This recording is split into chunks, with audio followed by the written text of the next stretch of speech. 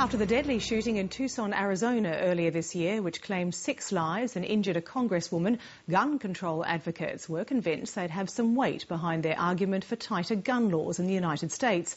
And they say the US president is finally speaking up. But there appears to be little tangible change to the gun culture in America. If anything, one of the most formidable political lobby groups, the National Rifle Association, appears to be more confident that it's winning the fight against gun control. North America correspondent Lisa Miller attended the NRA's annual convention in Pittsburgh on the weekend.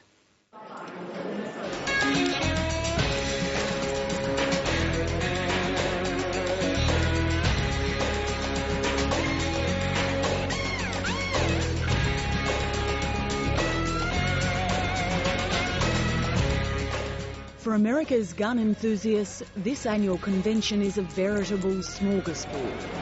Very good. You all make your own food barrels? 70,000 people are here to check out the biggest, the brightest and the newest in weaponry. This is the first NRA function that I've actually attended, and this is great. There is just so much to see here.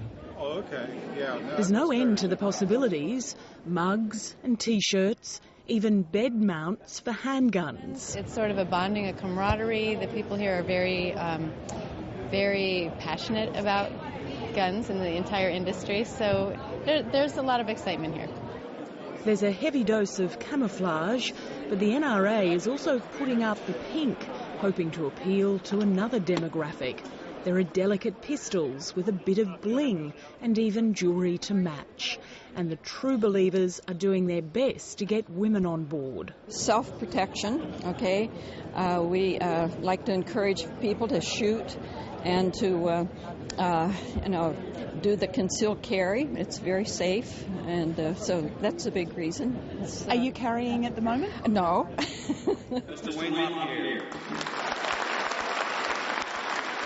But in amongst the hectares of hardware is a political message growing in urgency.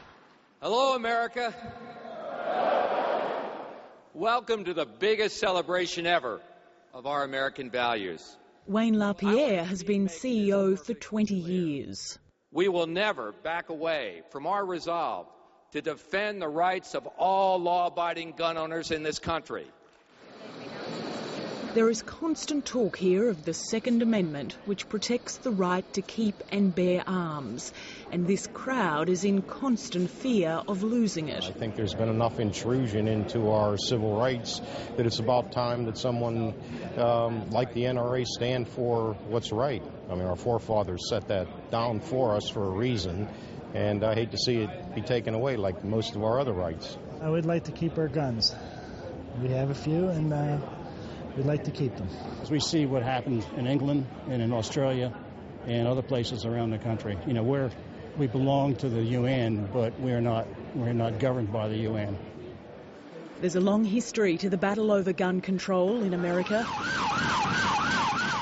The January shooting in Tucson added another dimension. 6 people died and a congresswoman was injured. Gun control advocates believed the pendulum had swung. There is a new momentum on this issue, and I think that's undeniable. Dennis Hennigan is the first to admit the debate had been at a stalemate. Barack Obama's silence had disappointed them, and little had changed until Tucson. They're now demanding loopholes are closed and background checks are tightened. In so many ways, the Tucson shooting puts the NRA on the defensive on this. And it speaks to ordinary Americans who can understand that, yes, the Supreme Court has said there is a right to have a gun in the home, but there can be reasonable restrictions on that right to prevent Tucson's from happening in the future. Adding to the pressure on the NRA is Patricia Maish, the 61-year-old who was hailed a hero for wrestling with the Tucson shooter. And I just want them to have background checks to make sure that they should be able to carry a gun. And I don't think that enforcing our current laws is too much to ask. Rachel Parsons is a passionate spokeswoman for the NRA. Well, I grew up with guns. My dad's a hunter. Who says they don't want guns in the wrong hands either. We're talking about lawful people. We fight for the rights of law-abiding citizens to own firearms for whatever lawful purpose. The shooter in Tucson was a madman.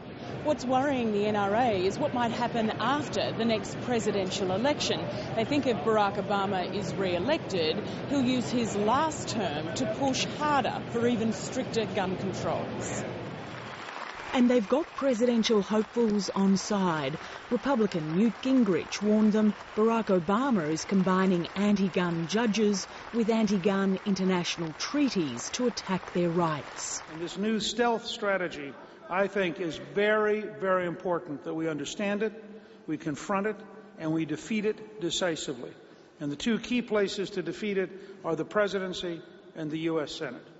The NRA, with its 4 million members, is considered perhaps the most powerful lobby group in the US.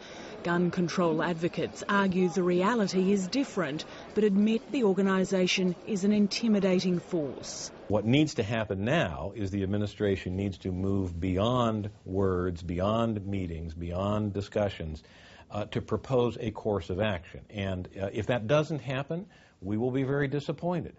But while the enthusiasts keep turning up here and at the polling booths, it may be that the hopes of gun control advocates prove elusive yet again. Lisa Miller, Lateline.